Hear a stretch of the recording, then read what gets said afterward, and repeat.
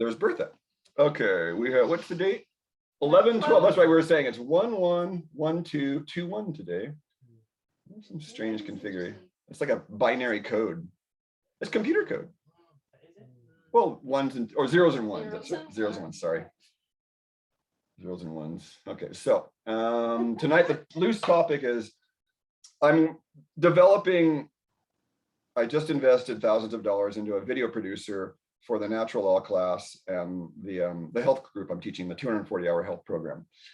And so this is they're sort of promoting it now. And what we're working on is next month there'll be some free my nutrition segment that is what we were talking about a little bit earlier, you know, carbon, hydrogen, oxygen, what are vitamins, what are minerals, why do I need to eat the way I do, why are minerals so important, what are the 4 foundations of health, why is my psychology so important for my health, how do I stay clear? We're talking about discernment and judgment. And so tonight is a little bit about the reintroduction of, you know, what's metabolism on the cell level, because there's another rabbit hole with that. I'm on film, so I'm recording, so it'll be a little bit more PC, but really the people in control of the health systems took control 1850s to 1920, kind of was when they were consolidating all their badness. You know, they were bashing acupuncture, bashing chiropractic, bashing homeopathics. The media was just a huge propaganda campaign. Dr. Lugal, who developed Lugal's iodine, was under fire constantly for this iodine mixture that was working for every kind of thyroid condition, 2/3 potassium iodide, 1/3 elemental iodine in a solution. And they were 1840, this thing was developed, and they finally got it out in 1970. That's when they finally demonized it enough you can't buy it in the United States. You have to buy it basically imported. And iodine is an essential element. So I was telling the natives, the natives would go long distances to get seaweed, and they would trade whatever they had, cow hides or whatnot, buffalo hides. So there's an essential conspiracy around metabolism itself. And I know this because I'm going to plug the root cause protocol guy again, Morley Robbins again, who I think is one of the bravest men in the world to spend. He wrote a book about magnesium 15, 20 years ago, and they were calling him the Magnesium Man. I understand why he was so big on magnesium then.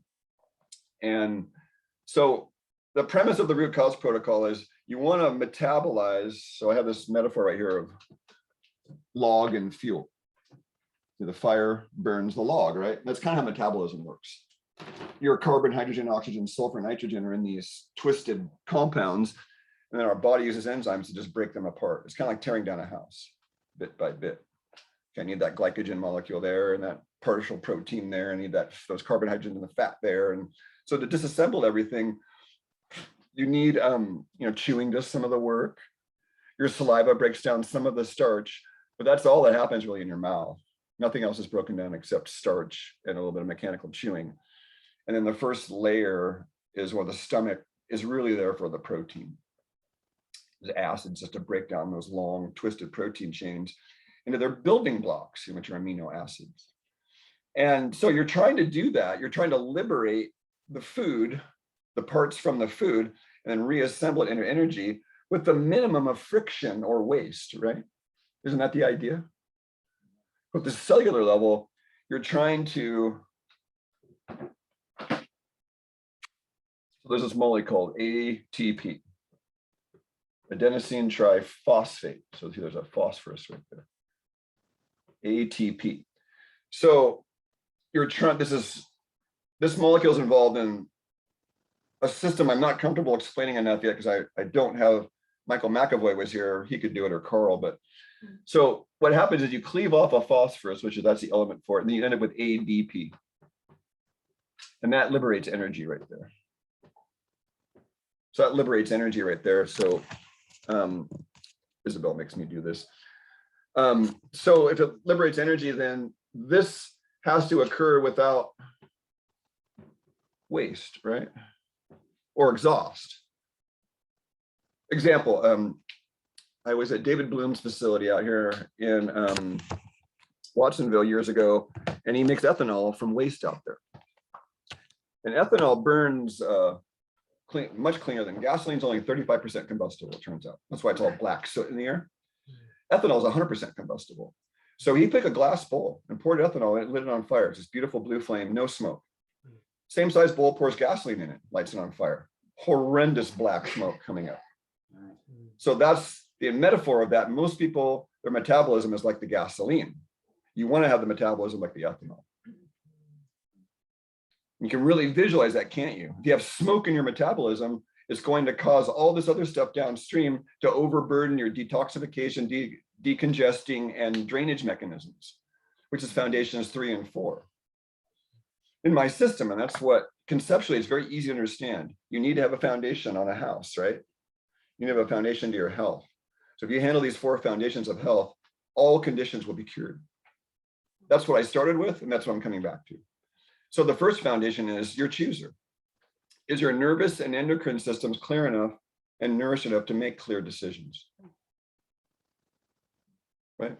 If your endocrine and nervous systems are messed up, you're never, ever going to be healthy, because those are the thermostats that set the controls for everything else. You cannot be healthy without a healthy endocrine and nervous system. It's impossible. So you need to have that be healthy, but that determines your choices. So your choices determine your insulin levels directly. And so your blood sugar is also part of foundation 1, because blood sugar sets all the other energy, hormone, and mood in place. Let me repeat that. Blood sugar sets your energy, your hormones, and your mood in place by your very choices of how much carbohydrate you're eating. Let that sink in. I was telling this client today that, and I said, the next thing you need to do is look at your grams of carbohydrate to your grams of protein to your grams of fat. The nutrition app Chronometers, the starting place for all my clients. You have to start there. If you don't do it, we can't go anywhere. Because so for me, I'm between 100 and 150 grams of carbs. So if I have a bad day, I go back and I type it in and I look like, fuck, there's 200 grams of carbs that day. And that correlated with the bad sleep. I have night sweats if I overcarb. And that's just too much moisture from the carbohydrates metabolizing, because a part of water is part of that. When energy is produced, water is a side effect. And there's the sweating. Yeah, it is. A lot of women don't realize their night sweats are nothing more than they're overcarbed, probably overly. Caffeine also too late in the day also causes me to have sweat at night. Here I am drinking away. Wait, there's caffeine in that? Oh yeah.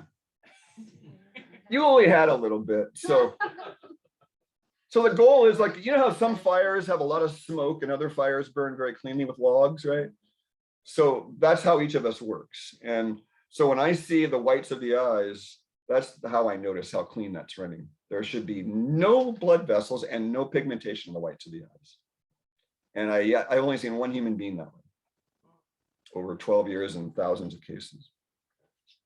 And guess who that was? Quite a funny story. Some of you know Terry Tickle? Oh, Terry Tickle. No.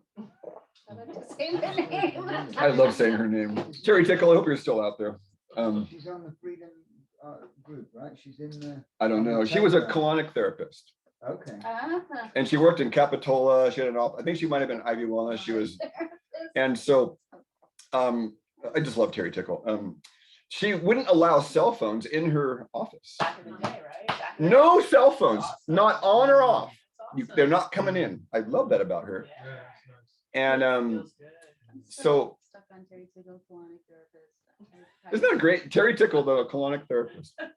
So her daughter, I don't remember her name, and this is a public talk, so I'll just say her daughter, was just sort of a normal 12-year-old, 13, 14-year-old, you know, and that was years ago. So a few years back, I'm in New Leaf on 41st walking around, and there's this teenage girl kind of following me around a little bit. It's 18-year-old at this point. And turns out it was Terry's daughter. I didn't know. I was like, who's this girl? Like Fatal Attraction. And, you know, like, she's, get away. I'm like 48, you know. Well, I was talking to my mentor today, and he had a 25-year-old and a 23-year-old sleeping with him on this trip that he just was trying to help them out, but they wanted to sleep on each side of him. And he was just like, because they were lesbian lovers, and it was just this convoluted story. I was like, what? Lesbian lovers, but they want to sleep with you? What? Was he daddy? I think so. Yeah. He's a very, very strong-hearted, strong man. That's why he's my mentor, right? And friend. So, oh, almost lost. Okay, so she's following me around, and finally, there's a point where I think she might have arranged it. You know how you do when you're in the store, you want to meet somebody, like shopping carts are kind of coming towards each other. So she's like, Craig Lane. And I'm like, oh, fuck, she knows my name. What did I do? Okay. Did I do something to your mom? Shit. My past. My past is catching up with me. Growing up in the surfer town. So I'm cringing, going, oh no, she's beautiful, goddess. Oh God, what have I done? And she goes, you don't recognize me, do you? And I'm all, am I supposed to? You know, like I'm really scared at this point. Like, are you the child of someone I got pregnant? You know, I didn't know. You know, I was scared. I was like, oh fuck, am I meeting my daughter? You know, and I was like, wow, this is all going through my head. And she just looks at me, and I'm marveling at how white the whites of her eyes are. And there is not one flaw. And this is before I really got deep into sclerology, but I was just like, the whites of her eyes were just like, like I've seen some black men, dude, who have really white whites, and then with a dark skin. Oh my God. You know what I'm saying? Yeah, definitely. Wow. Scary. It's like they're just flashlights, you know. Yeah. And I'm like, I'm just going, I've never seen eyes like this. And so I asked her, I go, what happened to you? I mean, I thought she was, the curve word, I thought she was frumpy before and overweight. And she was like Playboy bunny 9.5 beauty. I couldn't believe it. And she goes, oh, I've been doing colonics for weekly for years now. And I was like, wow. And this goes back to what the old colon therapists used to talk about. The center to get yourself healthy quicker is to do the colon therapy. But there's a reason why. And it's not to flush your colon out. I'm not a fan of colonics. I'm a fan of colemas or enemas with a small amount of water for this reason, which I'm not going to mention. If you're on the recording, though, I'm going to do a special bonus for you tonight for only $9.99. What a teaser. Ray Jane feels cheated. Actually, so do I. Yeah, we all do. I forgot what I was going to do. I got laughing. And unless you're gonna do a special. There we go. So that's right. Thank you. So has anybody heard of the hepatic portal veins? Dean has probably heard this so many times. It's a broken record, but nobody wants to talk about it. So I have to talk about it. Okay, if you're watching this recording, I have a portal vein. What? Do I have a video here? So there's the portal veins are broken down into several 3, types. 2, 1. This is Craig Lane with Health Alchemy YouTube channel. Oh, We're going to talk about portal veins. Craig Lane signing in here with portal veins. Okay. So portal vein stagnation. What the heck are portal veins? So hepatic means liver. Oh, And portal vein means veins usually go back to the heart. So your veins go this way, this way, and your arteries go that way. So the veins usually go back to the heart. The only exception to a vein that doesn't go to the heart are the portal veins go to the liver. So let's get you a little brief diagram here. So they all go to here. Portal veins. They're up below your rib. The liver is up in your right rib cage, right? So your liver is right here. And all the circulation is going back up towards your right rib cage. And all the fluid in here is going here. Presentation of the circulation. And some of it's going into the lymphatic system. The fat goes into lacteals, it goes into the lymphatic system and dumps out up here. Circulation going towards the liver. And that's where your congestion starts. That's where congestion starts. And it's the root, like root cause, like center of the. We don't need to hear much more of that. But that's my special added bonus for only $9.99 for the smart shoppers out there. Oh my goodness. Okay, so I have this whiteboard that I did from previous community dinner. That's what I'm showing. Yeah, this is great. The recordings. What? Okay. This is quite good. There it is. Okay. So I was talking to my friend. I'm not going to be on camera for this part because he'll get mad at me. But I was talking to my friend the other day, and his belly's like out here. I've known this guy since I was 25. He's one of my dearest friends. He's in the Navy and raised 3 kids when his wife cheated on him with 2 other men. And he is my friend because he stuck in there and raised those kids on his own. On his own. I mean, I cried thinking about it. He was crying the other day. He was like, I just teared up thinking about how satisfying my life has been. And, you know, and he paid the price. So he was working with Tesla and AI and, you know, talk about being suicidal. He's seen some serious evil. what these motherfuckers are doing, these companies, under Tesla and whatnot. So his belly's out to here, and I'm like, I told him the same thing. I go, well, sealed gut. He said, it's not fat. It's just, it's pretty tough, but it's sticking out, right? Some people have it flops over, right? Where it flops over. So I told him, I go, you have a portal vein stagnation. And he gives me that question mark look. They don't teach doctors this. None of my colleagues knew about this, but I keyed into it right away. Because I started to see it was a common root cause of, if you have leg problems and there's a balloon here that's full, then the balloon's pressing against here and the circulation can't enter. If you have, so the metaphor I came up with, I was getting on the freeway in San Jose, and there was gridlock on the freeway and the on-ramps were backing up. These are the on-ramps, this is the gridlock. If there's gridlock on the freeway, the on-ramps back up, and that's the base of varicose veins. Varicose veins are not vein problems, they're portal vein stagnation problems at their root. Hemorrhoids, no different. You have this anus down here that's way below everything. It's the bottom of the dog pile. I mean, that's what prolapse is. I had a buddy who's talking about how he feels like when he takes a poop, his anus feels like it's going to fall out of his body. It's called prolapse. So these organs down here are the bottom of the dog pile. That's what we need to do, inversions, and get the blood flow back in there. And so that fluid, if your tube and your portal vein is supposed to be like that, and it's only like that, you see what I'm saying? Your hose diameter, right? Hardware store, less hose diameter means less water flow. Yeah, and it's clogged up, basically just like a drain. But if they should be like this, it's not tightened. Yes, it's tightened for a couple of reasons, but one of the main ones is this is where atherosclerosis begins, is in the portal veins. Wow. Begins in the portal circulation. But this isn't really part of the vascular system per se, because it's part of the digestive system, but it's really not the digestive system. And I ran a theory about this, is that the portal veins, there's probably a lot of immune activity either. Because it's meant to be an anabolic process of absorbing, and the gut lining and the gut and the immune cells around the gut are supposed to have done their job. So the assumption I have is that there's probably a lot of contamination in the portal veins with bugs and flukes and worms and all kinds of stuff that also clog the tubes. Every one of you has some kind of worm living in you of various sizes. So Hildy Clark was correct. I was mortified to hear what I heard 30 years ago. You have the cure for all cancers. Everybody's got parasites, is what she said. I didn't believe her. And after doing my work, being considered the healthiest person I know and seeing what came out of me, I have photographs of some of the things that came out of me. Unbelievable. And that was when my health turned for the better. So I tell people, until you turn your guts inside out and squeeze them out and get everything out, you haven't done your work.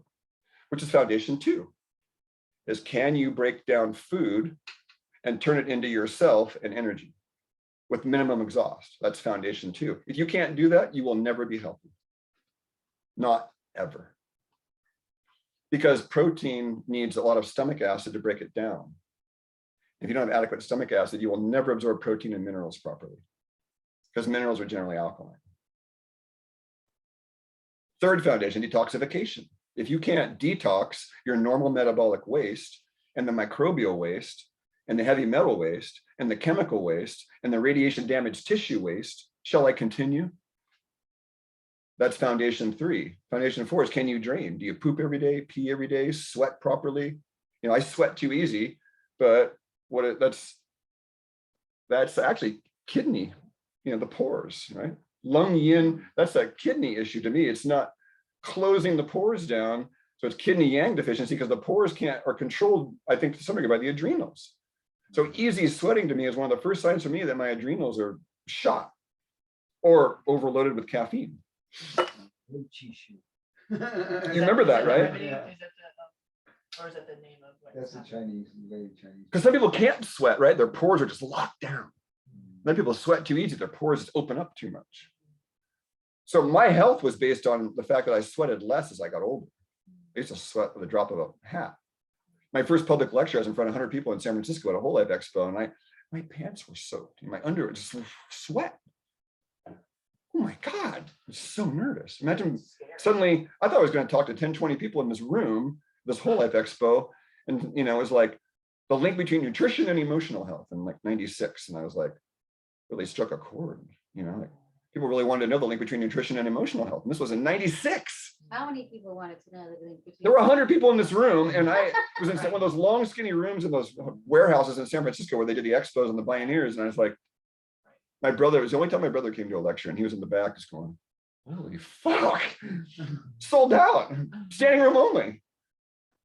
Okay, so what's the remedy then? If you only got this problem, if you have uterine problems, prostate problems, vaginal problems, cervical problems, hemorrhoid problems, varicose vein problems, leg problems, then this is where you start, is your portal veins. So you get a colonic once a week. You could for a period of time, but the colonic, a lot of your flora is on this side, it turns out. The appendix is here, and the little valve that separates the small and large intestines, like right here. There's a cecal valve, and then I massaged a lady the other day, and it was stuck, and we didn't know it was stuck, but I was rubbing it in there like, and it went, and she goes, oh, that feels good, and it like must have been clogged or something. And so the small intestine has a certain type of bacteria that like to live in it because it's an alkaline environment, pH 8 to 10. The large intestine, after that, the pH switches to 6.5, slightly acidic. So different bugs live in the large intestine than in the small intestine. I mean, it should be that way. The idea of the small intestine is like lactobacillus, the lactobacillus species, and then large intestine, what's well known as the bifidos, and a couple others. But as that shift right there, if you're doing colonics, then you're washing out your flora every week. Is the theory, at least. I'm not attached either way. I've just seen Jensen's work and all of the enema more, you know, therapists, and it's just way more gentle because your body gets to decide. If it doesn't want any more liquid to come in, it's not going to let it in. The colonic, you're pumping it in. And that's a little, I mean, my first set of colonics, I got really egotistical and I pumped a gallon of water into this body. How does a gallon of water fit in here? I don't know how it happened, but it overstretched my bowel. So I had weird bowel movements for months afterwards. It's like you stretch a balloon to, you know, it doesn't go back normally for a while. So my enema system is 1 quart of fluid. And the point is to dissolve that sludge in the varicose veins. I mean, in the portal veins. And that's the point. What coffee is the single best thing for that. Coffee dissolves all that sludge. Pour coffee in your toilet. And if it's all dirty, it'll be clean in the morning. What? Well, thanks for that tip. It's a solvent of sorts. So with Pepsi and Coke, because Pepsi and Coke, they add phosphoric acid to that, which is a crazy acid. Dissolves our bones like a knife through butter. I'll tell you that though. That's right. Standard Process sells phosphoric acid called phosphate liquid, and you know this more diluted version of it, and it's fluorescent yellow. Really? Phosphorus is what makes the firefly glow. Well, yeah. Phosphorus is the phosphorescence on the ocean. So when I sat with a homeopathic for 6 hours, and she said phosphorus. Interesting, phosphorus. That's my little homeopathic. Right. So there's phosphorus is the light bearer element, so it increases metabolism. It's involved with energy, right? Phosphorus, ATP, and then calcium is its antagonist. Oh, really? Okay. So when I do blood work in all metabolic panels, they always give you a calcium and a phosphorus, and there's a ratio there, those two. And the old endocrinologists used to measure that ratio as a marker of thyroid function. Too much calcium relative to phosphorus, slow thyroid. Too much phosphorus relative to calcium, fast thyroid. So the ratio is supposed to be about 2.5. The ideal calcium reading back in the day was 10. The ideal phosphorus was 4. 10 divided by 4 is 2.5. So I'm always looking at that range, and these old endocrinologists would look at those numbers, and also the cholesterol number. High cholesterol, low thyroid. Low cholesterol, high thyroid. So that's some of the insights that you don't, like these modern day endocrinologists, they are just, I'm going to say it on film, they are just morons. Because they're trained under Rockefeller medicine, and they're smart people that think they're smart, but they're trained in Rockefeller medicine and they're not taught any of this. I have the original endocrinologist chart, Henry Harrower, and for you people. What year did you come around? Harrower was, he was like 1870, 80s into the 1910s. And what he was doing was giving pineal gland and then measuring blood work, and then giving thyroid gland and measuring blood work, all the parameters they could measure, and seeing how the body was affected by these different organs when they gave different organ meats. A true endocrinologist give different organs and measure the results. Giving pancreas, what happens? Giving thymus, what happens? Giving thyroid, what adrenals, sweetmeats, all of it. We give this, and what happens when I give this? This is called empiricism. So we worked out this chart, which for our, I just love saying this, for our people on the call, for less than $9.99, they get to see the chart. So at the center of the chart here, guess what the center of all the endocrine organs? The center of everything.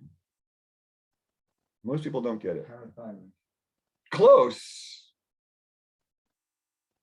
The thyroid's at the center of everything. It's connected to every other endocrine organ, and the brain isn't. The thyroid is. Wasn't that fascinating? Yeah. Harrower found that out. So what this chart shows is some organs have a straight line between them. That means they have a stimulating relationship with each other. And then some of them have a dotted line between each other. That means they have an inhibitory relationship. So the thyroid stimulates the adrenal medulla, but it slows down the thymus. The pituitary stimulates the thyroid, as we all know. That's TSH. Thyroid stimulating hormone is made in the brain. So if they diagnose your thyroid based on a brain hormone, quackology. I tell people, you can't diagnose a thyroid based on a brain hormone. You can infer, but that's all you can do. They infer, and then they get a big fat diagnosis and their diagnosis code and a big fat check from the insurance company. Medication and pharma. Oh yeah, I've seen the game too many times. Yeah. So at the center of metabolism, then I loosely correlate. A lot of acupuncturists could make a point of contention with this, but I loosely correlate thyroid with triple warmer function.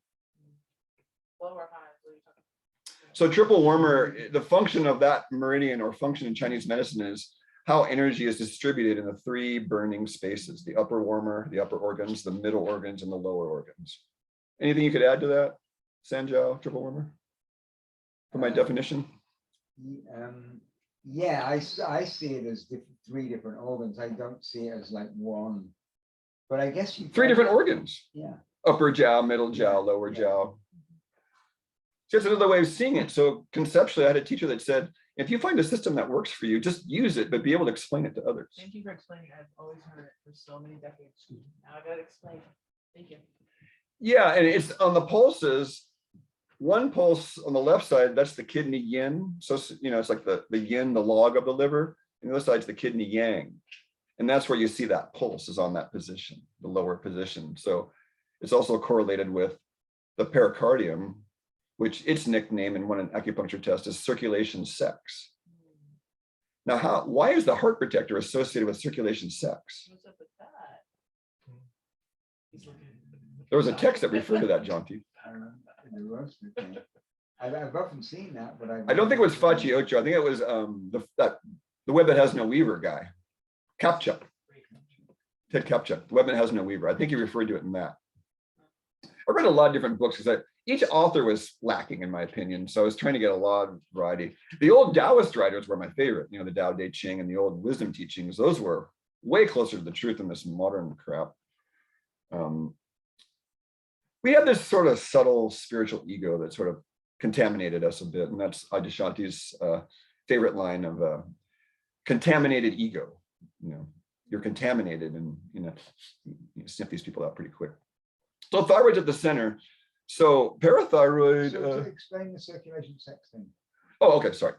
So I had a couple of clients that illustrated this. So and they were women, so I'm not picking on women in general. I'm just saying this is what my observation was for a few of them, was never climaxed, always in their head.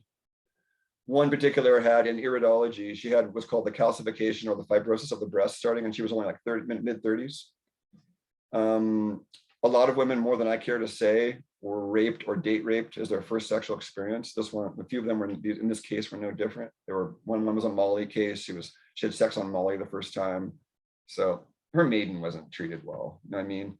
The maiden needs to be nourished and respected and opened up slowly, and properly. And then, when I was young, I was really stupid too. I had a few, I wish I would have had a little more time with, but in this case, the heart protector is, so this one, we did some sexual work together. I've had a few clients that just freak it. They actually asked me like, hey, you think you're a sexual practitioner. You want to do some sexual work. And so, all right.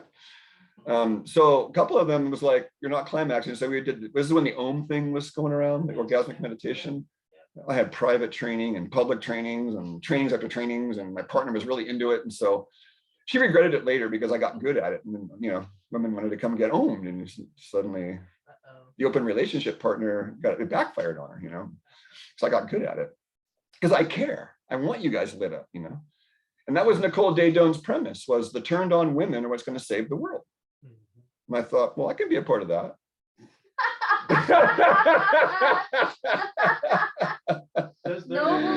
No ego in that at all. Nah. There's a great movie called Bliss that you might want to see. I've seen it. Oh, okay. All right, that's a good movie. It's a good movie. Yeah. Thanks.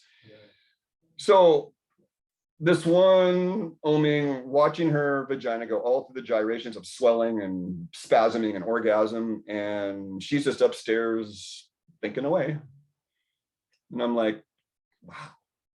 Oh, what are you going through, when you're with a man or when I'm stroking you down there? And she's like, I'm thinking about whether I'm sweaty or smell or planning dinner. Or I'm like, a man is stroking your vagina and you're thinking about planning dinner. I'm like, fuck.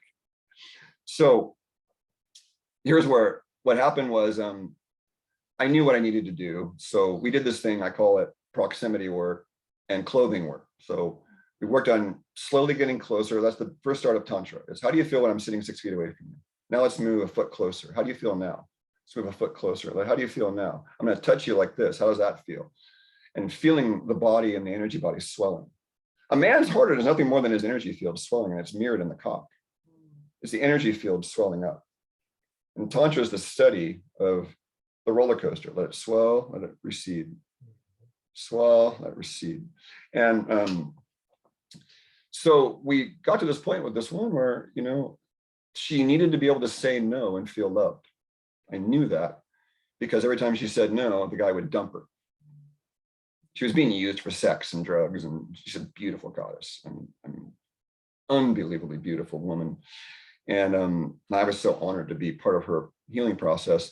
So we got to the point where she said, because my clothes were off, she was in her underwear, and my job as the man is to push. And the woman's job is to draw up a boundary. And the man's job then is to say graciously, no, okay, I understand your boundary. But she never had a man like that. So I was the first man, and I said, right when she said no, I said, now look in my eyes and see how much I still care about you. And she got it. And then she had an orgasm with her next boyfriend. So her heart was blocking her mind's ability to feel her vagina. Heart protector, overly protecting, blocking the flow of the upper and the lower. The heart's the bridge of the unseen realms and the seen realms. So that's where the circulation sex comes in. A lot of male erectile issues are heart protector issues. This is from direct observation over many years. This is that's my quote and opinion, but you'll see this play out if you look enough. Most men, when they get older, they want to have the teenage, get your cock hard whenever you want and have sex and just stick it in there and have fun. But the trouble with the older guy is he doesn't realize his heart has to get involved for a good penis, satisfying penis experience. And so the older man that's smart surrenders to that and doesn't have sex with women he's not, in love with. But the stupid man continues the old ways and drinks and numbs himself and wonders why his penis doesn't work. And then it's like, well, you're not at the root of your true power. So yeah, a lot of it's heart protector issues, erectile dysfunction, and taking Viagra. And Viagra works in almost all cases. I've talked to a lot of men, the Cialis and the Viagra. People that I know, they use it like for first date sex or whatever they have sex their first time. It's because a lot of men just have a hard time that first time.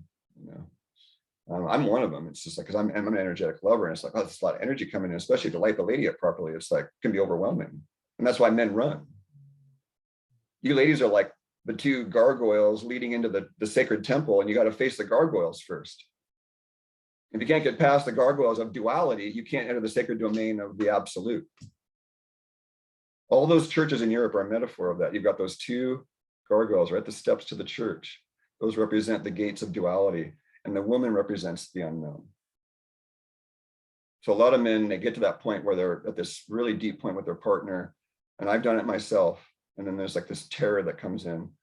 it's like facing this unknown Artemis goddess with arrows and swords, and I don't know what the hell to do, so I'm just going to run. Mhm. And a lot of women complain about that. Get to this point with these guys, and then they don't call back, and they just leave. And I'm like, yeah, well, in their defense, they're scared shitless Mhm. about what they're facing inside. Women are the power. You ladies just don't know it. If you want to control the men, you control the pussy. I have clients like that. I tell these women that their husbands are being jerks. I said, Nick, kick him out of bed and stop having sex with him. It might hurt you too for a while, but you'll see his behavior change over and over again. I've seen it happen. Control the yoni and the men will come around. You don't put out to a jerky husband. I wouldn't. I was a woman in my last life. I know that through and through. And I loved cock.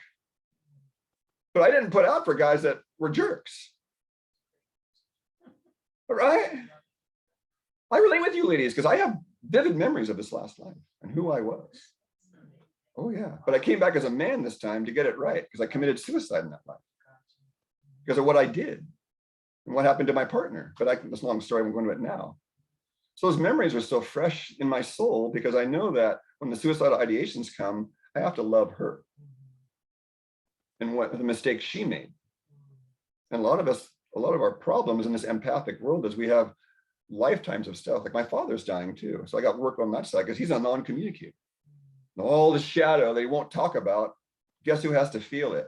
The sons, the daughters, all the parents' unresolved crap falls on us in the lineage to get it right because they couldn't. And we're the generation in the Pluto, Uranus. I just love that, Uranus. Planet. Uranus. Neptune. We're all in that same grouping. Those of us here in our 50s, you know, we're in the same soul tribe in a way to correct what our parents couldn't or wouldn't. Yeah. Hey, by the way, Venus is out super duper uber duper bright.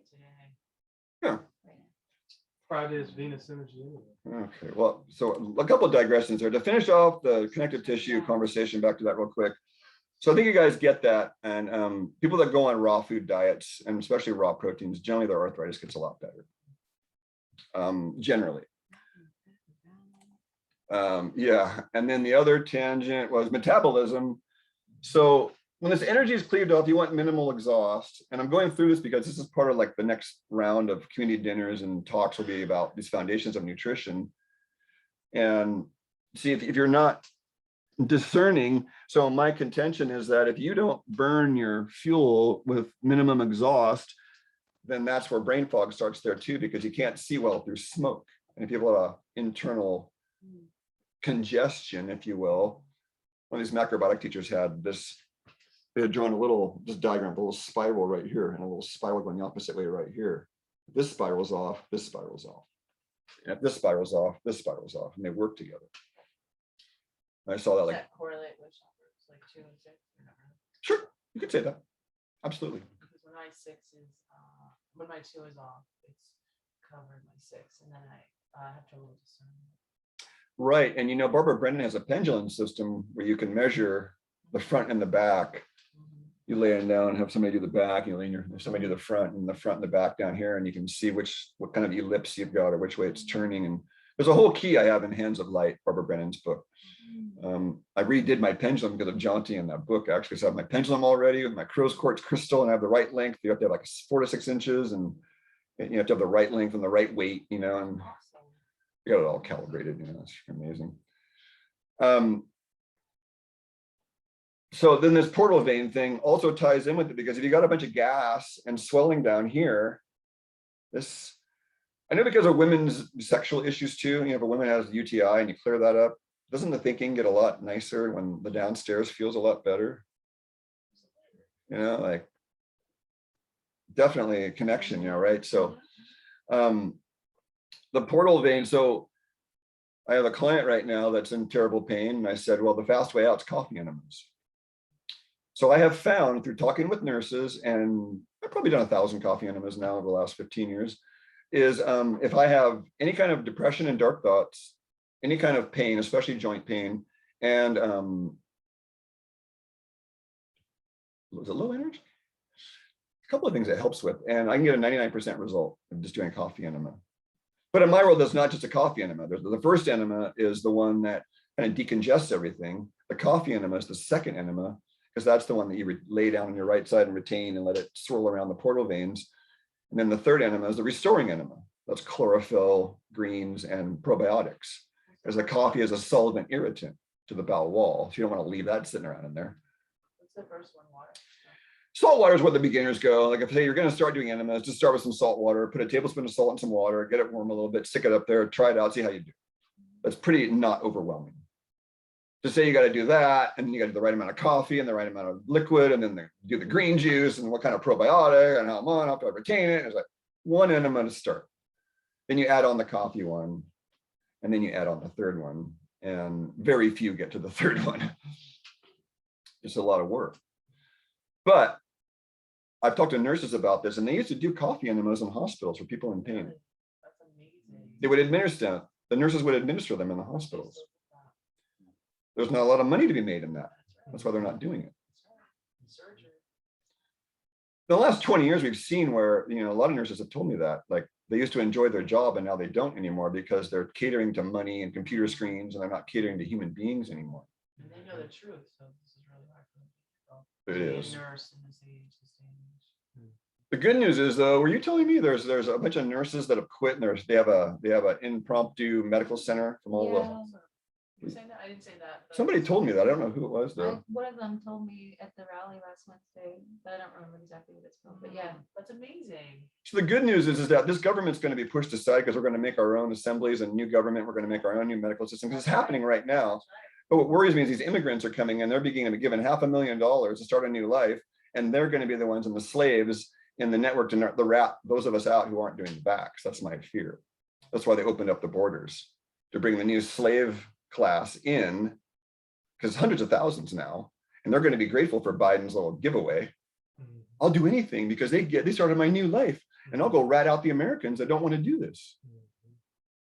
That's the fear I'm running with. Like, wow, let's just bring some light to it and pray. How about give the credit for having intelligence, and that they can be reached by other humans who are also intelligent. Good. That's why I bring it up, because Yeah. if we don't cut this off at the pass now, the hidden, dark, unseen agenda will play out. But by bringing it to the light of the room, then we can all put a different prayer into it, right? I don't even know that's Biden up there. I've seen the flap on a couple of videos. I've seen a flap right here. I think it's a guy with a silicone mask, like Game of Thrones myself. He looks different than he did. The ears are different. I have a friend, he has a website called Biden's Lobes. And the man with Obama is not the man now. Totally different ears. And the signature's different too. Right. There's a bunch of signs that just don't add up, like what?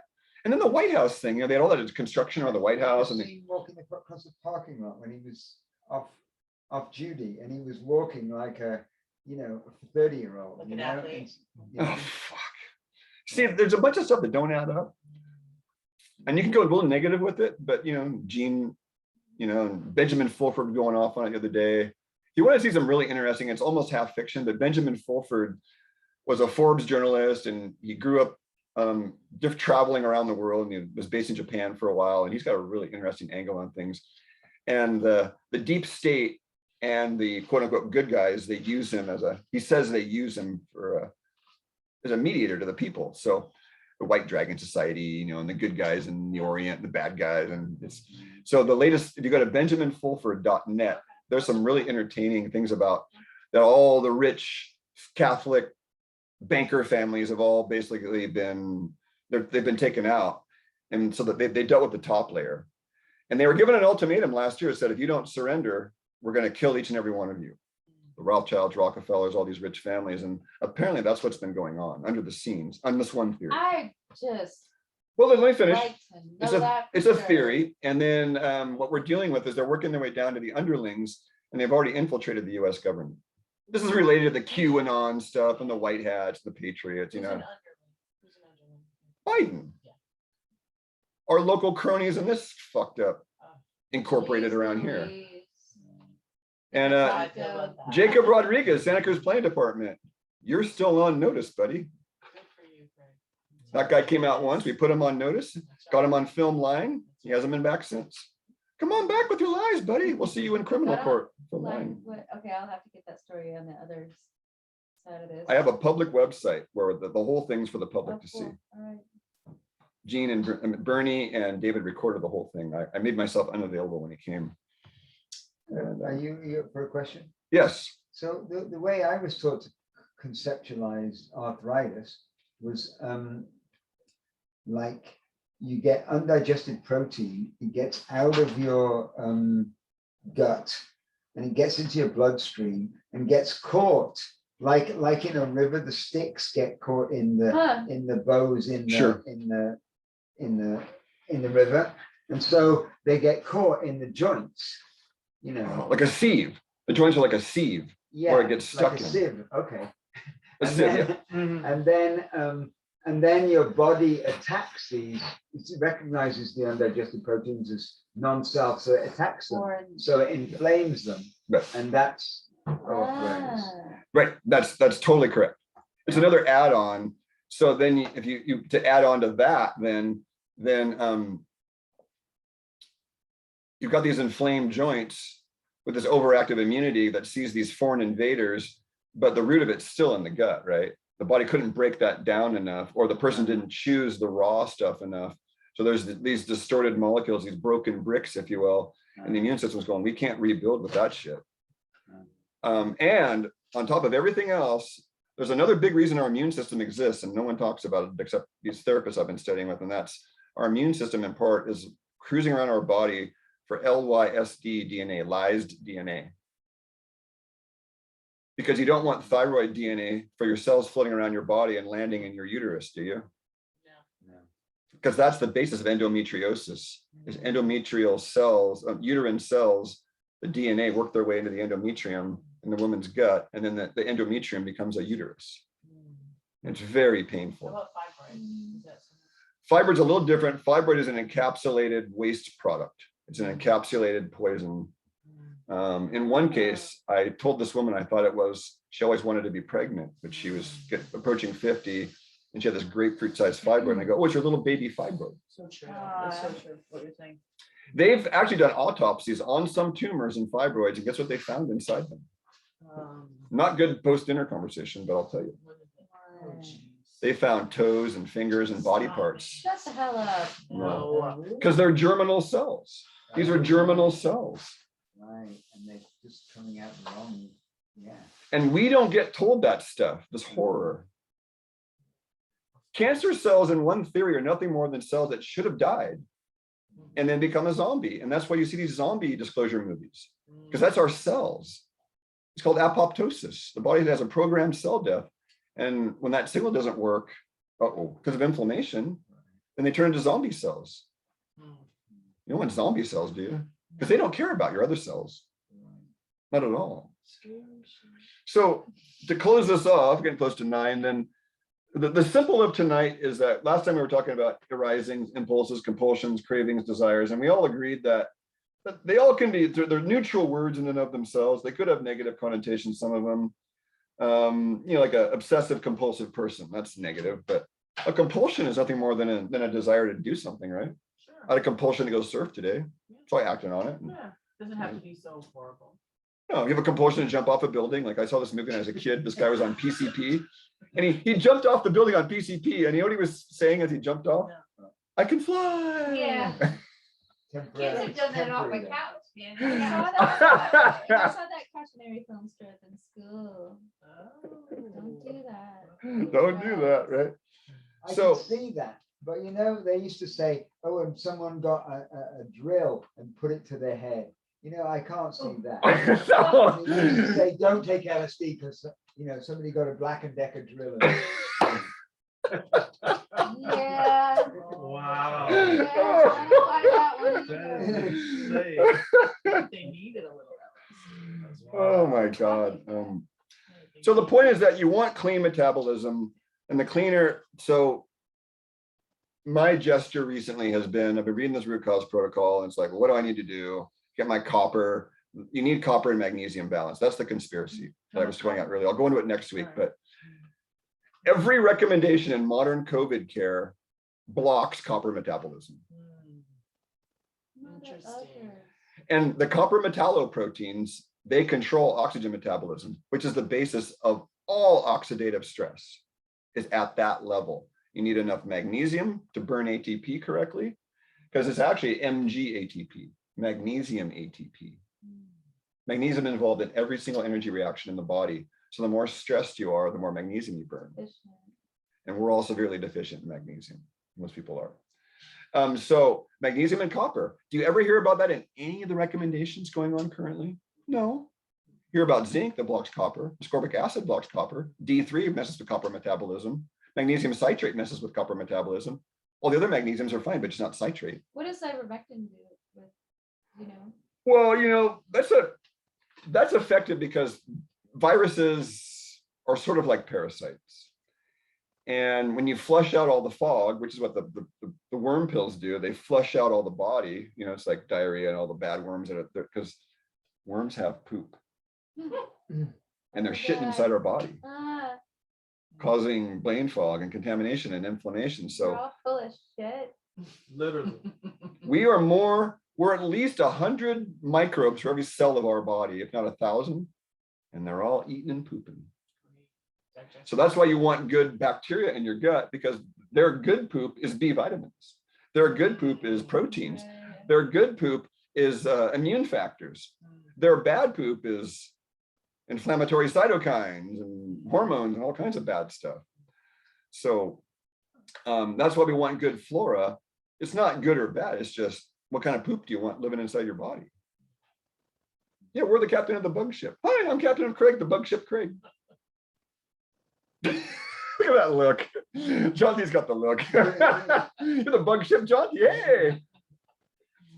So one little mystery of life is that I had this physician who came to me years ago, and he gives me this article. He's like, what the fuck is this? And it was where it was fecal sharing.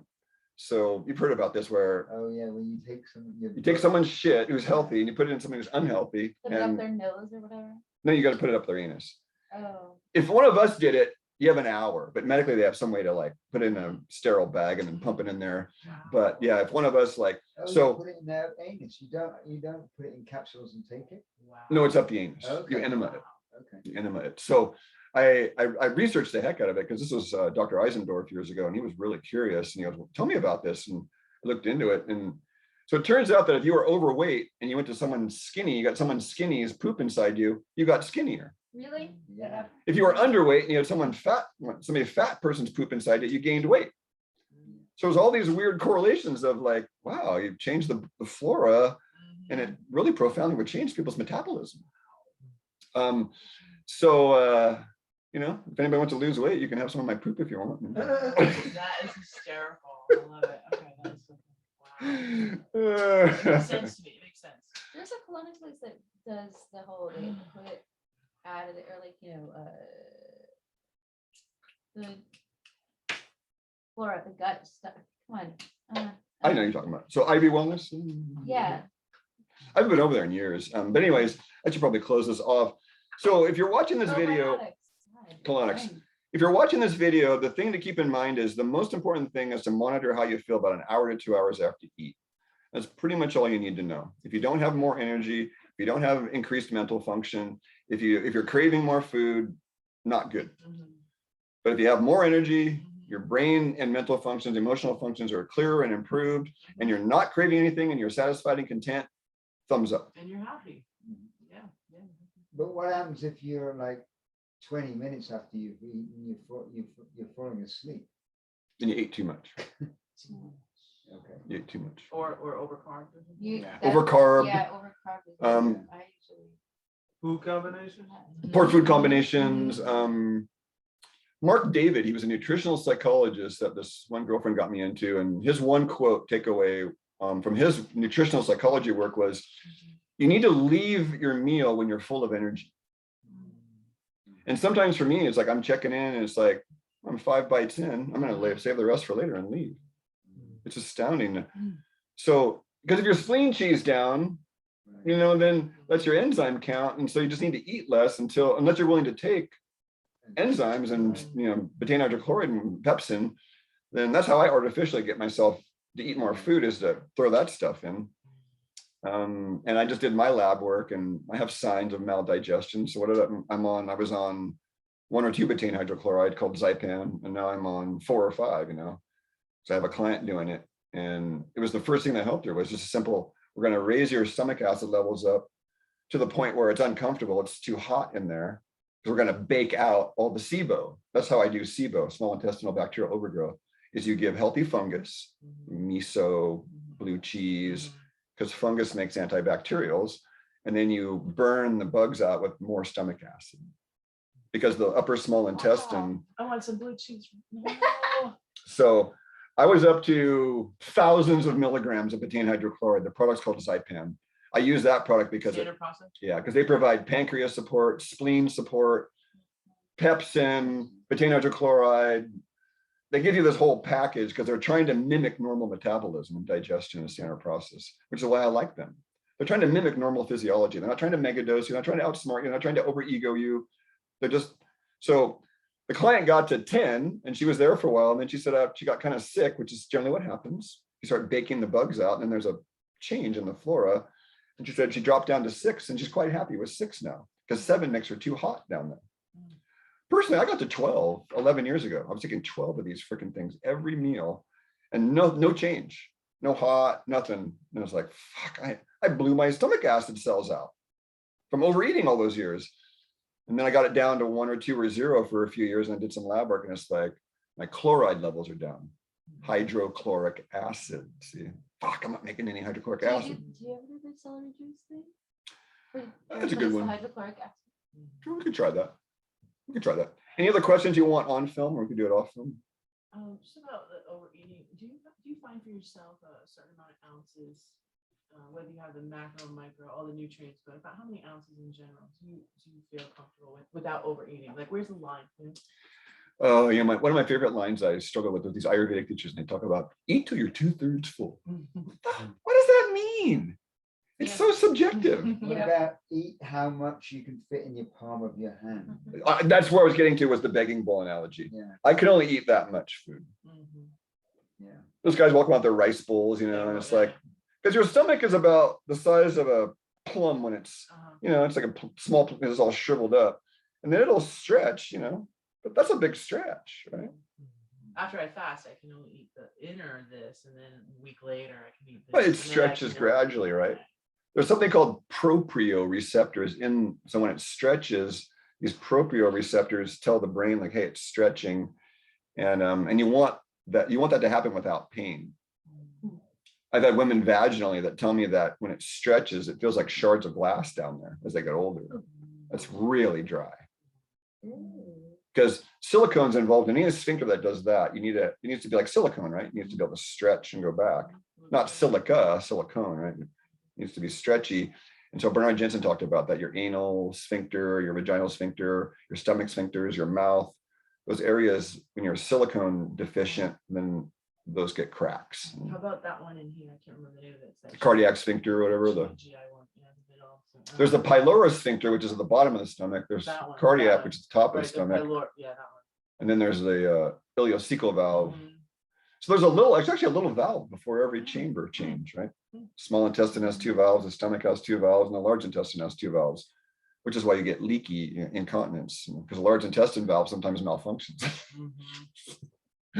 Or the urine valve malfunctions. And the men get away with it a lot more than the women. I hear women, they're on a jog when they're older, and sometimes it leaks, the urine leaks a little bit. It's like, oh, what a bummer. I usually got to laugh at it. Did I answer your question? Yes, thank you. Okay. So John, I think it's a really important contention is that sometimes our chi is so low, no matter what we eat, we're going to be a little tired after we eat. And so we just need to rest. That's a good response there, huh? Well, I guess there's one more insight. So the same client that's been on the stomach acid, we did the blood pressure lying down and standing up. Because we have all these therapists that somebody comes in with mold. I was talking to another client today about mold, and the doctor wants to do this cleanse with the mold. And I go, well, has anybody checked your vitality? And he goes, why? I go, well, when you're tired, do you want to clean up your room? He goes, no. I go, when your cells are tired, are they going to detox? No. So the pulses, if you have a good acupuncturist, they can tell your vitality by regular pulse taking. With one reading, you don't have any context, but everybody has a certain pulse that when they're optimal, and it's like, this is much lower than it normally is, honey. Your vitality is down. You're not cleansing for baloney. And then the other one is the blood pressure test lying down and standing up. So this client had come in and done the blood pressure check for the first visit an hour after having a cup of coffee. Interesting. So I always ask, it's like, wow, you got a good blood pressure reading there. I go, what are you on? And she goes, I had a cup of coffee about an hour ago. I was like, I go, so all this test is telling us then is how well you're adapted to coffee. So next time we do it, make sure you're off coffee and caffeine. So, I mean, it was 144 over 85, in which you stood up as 155 over 86. What do you want to see, 10 or 15? I like to see 115 over 75 lying down and 120 over 80 standing up. 5-point rise. That's sort of optimal. There's a range, of course. We're all a little different. So it's the relative difference of lying down to standing up that I'm looking at. Because when you're lying down, the way the test goes, Dr. Ragland developed this test in the 70s. Very simple premise. When you're lying horizontal, the body can pump blood to the brain, which is an important organ horizontally, which doesn't require any effort to pump horizontally, right? Then you stand up quickly. Now the body has to pump blood uphill. It requires a pressure change to pump it uphill. If the body can't do that, the adrenals are responsible for that. Could you give me those numbers again? Yeah, 115 over 75 lying down, kind of a perfect one, and 120 over 80 standing up would be a good result standing up. So this lady was a little elevated, right? And I knew it was because of the coffee. So she came in a couple months later, we did her follow-up, and I said, let's do your blood pressure today, because we need to determine how much we can push you in terms of, you know, cleansing or whatnot. And it was like, it fell. So the first reading was, it was like 115 over 75, and then it fell to 100 over 70 or something. And I'm like, that's quite a change. So the caffeine had raised her blood pressure by 30 points alone. That's why I try and avoid it. I'm off coffee for 8 days now. Right. Knock on wood. Wow. God, some days it's just hard. I want that cup, you know? Yeah. Insights about spasms in the calves and above the ankle. Okay, so if you were paying attention to this when it was more subtle, you would have noticed the spasms and the cramps probably started in your toes. And then they work their way up to the larger muscles groups. A lot of spasms and cramps start on the eyelids and the eyes because they're tiny little muscles. And then they work their way in. So as it works its way up, it's more severe deficiency. And generally that's magnesium is the place to start. Because magnesium is the major antispasmodic mineral. And if you're not getting 500 to 1,000 milligrams a day in this world, you're not getting enough. Just not the citrate, right? Any form but citrate, you're fine with, according to Morley. And But sometimes How when it much starts at the spinach, toe. how much green, sorry, what? No, you're good. you can't get enough from food. It's Can I impossible. nab it? Mhm. You can't. That makes sense. If you do 5 glasses of wheatgrass juice, then you're getting the magnesium from the chlorophyll, and that would work. A lot of greens will give you magnesium because magnesium is the center of the chlorophyll molecule. But are you going to do 5 8-ounce glasses of wheatgrass a day? Probably No, not. but so where's a good source of magnesium? You just said. The high dose one that I think that you can get up there with is I want to promote my own stuff, but I don't have a high dose one from the food-based stuff. You said So Palmer shit. calm is crap because it's citrate. That's it's so evil. That It's company, fucking and evil. what it does to your system. I have to just tell yeah. people never take Horrible. it home, never. Horrible. gotta So call the my Jigsaw mom. Health magnesium malate is the most reasonably priced one that I found. And they have a synthetic B vitamin free. It's called B free magnesium SRT something, and I can tell you the link. And then there's some magnesium glycinate that Pure Encapsulations make. So glycinate and malate forms. I have all those cramps. Those kinds of cramps. Yeah, the malate form I like because malic acid stimulates stomach acid. So magnesium malate is a perfect with meal magnesium. It doesn't cause diarrhea. Well, it did for me for a couple of days. I actually jumped up to 900 milligrams from 300 just right away. And my bowels were liquid for 2 days. And then they normalized. So you got to go through those couple of days and then it normalizes because you get used to that higher level of relaxation because magnesium is a relaxing mineral. Its antagonist calcium is a stimulating mineral. Calcium does that to the muscle. Magnesium does that. So if you're constipated, there's a calcium magnesium imbalance. Do you get any benefit from when you take Epsom salt baths? Oh yeah, topical magnesium is excellent. Epsom salt baths are, it's just harder to measure the amount getting in, you know, because you kind of don't know. I do have magnesium in my enemas. I have my liquid ocean magnesium pH minerals, and I'll put the equivalent of 400 or 500 milligrams with salt in the enema, and it's another way to get it in. You know, I call it a date with my rectum, and it appreciates it. So Like what, like a cup of Epsom salt. I wouldn't do an Epsom salt enema. Don't. No, Ever in the do that bath, in the orally. I bath, put in like the bath. I don't know the equivalent, so Yeah. somebody find the equivalent for me and let me know. Because I had a client that did an Epsom salt enema. I thought was a good idea, and she almost died of diarrhea.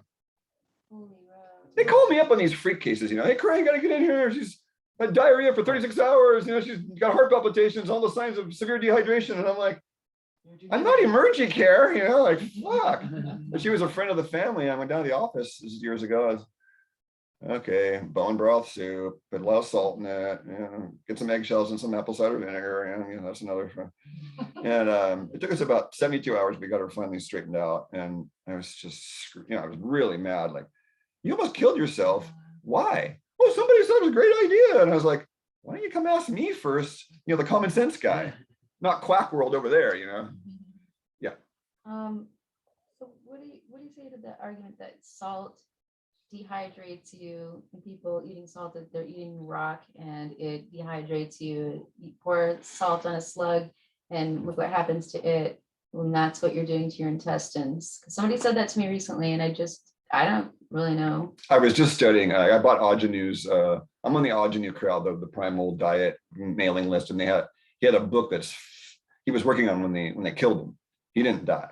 No. He was murdered, for certainly murdered. And so he had bought this book for $17.99. A PDF came in and I was drawn to the salt chapter. It was all about food. The entire 400 pages is all his thoughts on all the different foods. So I was like, I want to see he's an anti-salt guy. So I like reading both sides of the equation because I'm a salt guy. And so, yeah, you pour salt in your intestines, you're going to dehydrate. But salt in the right amount is hydrating. It's hydrating. Yeah, They don't it tell you helps that. absorb. I mean, It helps people absorb water. Well, you can't. You can't be dogmatic and absolute in this stuff. Refined salt causes problems Well, in you can't dehydration. increase water intake without increasing salt. That's right. intake, Right. So otherwise- people get stuck in this, like the raw foodists are stuck on everything raw. I'm not a raw foodist, despite what I've told you. Have some freaking cooked food, for God's sakes. You know, I don't want to have a raw salad when it's 20 degrees out. Fuck that. I'll have raw meat and raw butter, but not a raw salad. I'll have a soup, you know? So we need to be, Michael Tira told me this. He said, you know, you have all these old recommendations from thousands of years ago in Chinese medicine and Ayurveda and the natives. And he goes, but we don't live in their world anymore.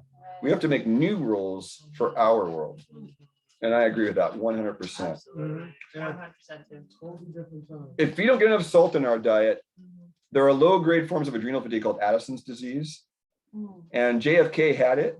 And there were lots of nutritionists that were saying if JFK would have had proper salt in his diet, he wouldn't have needed the medication for his Addison's disease. I know all about that disease. What about brain functioning? Isn't it Horrible. salt? Well, that disease is horrible because I was Too much salt is dehydrating because it draws water out of your cells. It causes them to dehydrate. Certainly. Not enough water, though, causes the opposite problem. The Not enough cells, salt. because potassium's in the cell and sodium's outside the cell. So much sodium in the system literally causes the cells to expand and rupture. So that's why you don't want too much sodium in the diet. But what Agenu's and these people aren't telling us is that good Celtic salt is 85% sodium chloride. What they're selling on the international markets under the Codex Alimentarius, kind of evil, is that every internationally shipped salt has to be at least 98% sodium chloride. So what is the industry doing with that other 13%? They're refining out these valuable trace elements and giving us, the cows, the remains, the sodium chloride. That's why there's a problem with salt, it's because of this codex.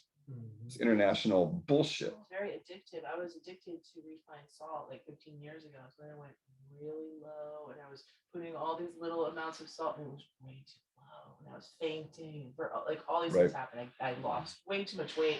And then I realized I had to take it up. But it's so toxic when you're, you know what I mean? It's so toxic. Either way, if it's imbalanced, it's just so, you know, so off. The body can be so I think off. I eat a lot of cannoli and it's not. If you use the Premier Research salt, you know, it actually lowers your blood pressure. I think it's got more potassium than sodium. Magnesium. There's magnesium chlorides 15%, sodium chloride usually about 80 to 85%. And then the other 1 to 2% is all these other elements. And there are, the Celtic salt people just found this cave salt that has more potassium than sodium in it. So maybe there is a high potassium salt that they've got too. Right. Fascinating. Well, they mix several different salts to get that. That's probably how they got it. Oh. Yeah. Premier is very, they're a vegan-based company, but they're very particular about how they source. So I know that they put a salt out there. They've done some research for at least a couple of years. Like Standard Process, new product. We're talking to Kelly Deary about all the zeolite great stuff in them. So new product.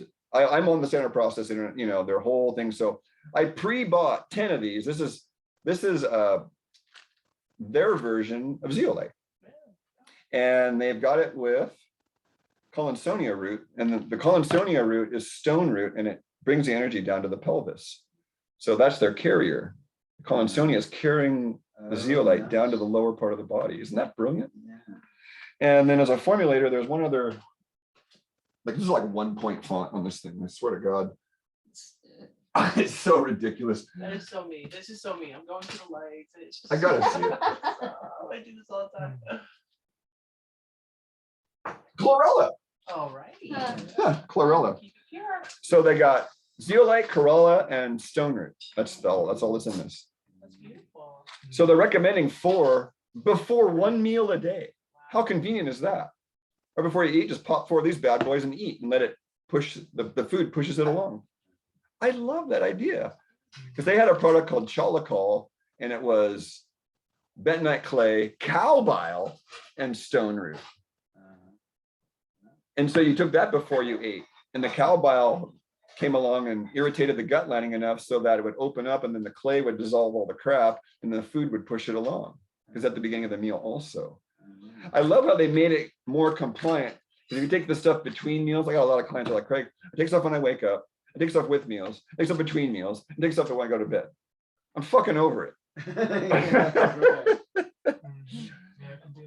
I mean, that's me. This thing is like, when I wake up, take some stuff. Before breakfast, I take some stuff. With breakfast, after breakfast. Before lunch, with lunch, after lunch. Between lunch and dinner, with dinner, before bed. Like, So one more, One more question? one more. These are I want great. you to This is a tell- great question I tonight. want you to tell Satori, but she's just left the building. Birthday girl, birthday girl. The story about the popped rice and the rats.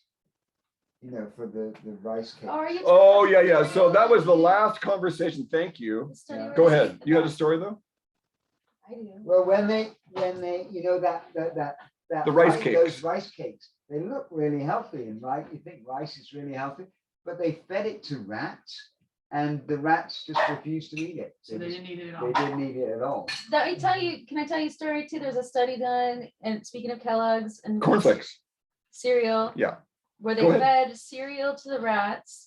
And they control whatever, how they control, they gave some of the rats cereal, and then they fed the rest of the rats the cardboard boxes that the cereal came All in. right. Those rats that ate the cardboard boxes fared better And the rats that ate the cereal. than the rats that ate the cereal. So apparently it's not. I'll tell you why. No nutrition. in it. I'll tell you why. So those Kellogg's cornflakes, it goes through an extrusion process. They heat the grain up with about 500 degrees Fahrenheit. And that's really too hot. So it damages everything, which makes it undigestible. Rice cakes is the same process. They pop the grain of rice in this heat, and it pops it open. And that's why the rats don't eat it, because they know that they're going to invest 10 units of energy into that devoidless food to get 0 back. Oh, wow. Poor return on investment. That's why I never eat that, because I want to be a good investment of my vitality, and that doesn't offer me any return on my investment. 0. Now, mouth entertainment, if I understand that I just want to have mouth entertainment, then I'll have it's like, Good crunchy lumber. mouth entertainment. Almond Then butter on that. I'm owning the fact that I've got something devoid of any energy give back, and that's fine. But I wanted to mention that because it's an important point that anything that's cooked is inherently less vitality. Anything that's cooked under that much heat, this is why pasteurized milk is so dangerous. And the spin on that has got 99% of the population still brainwashed. Oh, raw milk, oh, you're gonna die, salmonella, E. coli, coliforms. It's actually the opposite. Pure, yeah. Because what they do is they measure the fecal coliform count in raw milk, and they measure it right after they pasteurize it in pasteurized milk. But what they don't tell you is 3 or 4 days out. See, 3 or 4 days out, the raw milk's still great. But after 3 or 4 days, the pasteurized milk fecal coliform count is larger than the raw milk by far because there's no good bacteria keeping it in check. And they don't measure that in the stores, unfairly enough. But usually just, well, when I used to drink milk was in England and we used to get it delivered every day. In a bottle, right? In a bottle. Yeah. Me too. That's probably a different thing. That's probably better. We had the milkman come by with the glass bottles right on our front porch. So As a we'd kid. only drink milk the same day, Right. more or less. I have a Russian clients that tell me back in the day, they would have like these small cement trucks with a big tank on the back driving around, and they'd have raw milk in it. And you'd bring your little 5-gallon container, and you'd see people lined up and they would just fill up Love it. with reusable containers. A Right. smart society. Well, the United States is all. I went to the Ace Hardware the other day. Let's go turn this off. Okay, bye folks, we're turning this one off.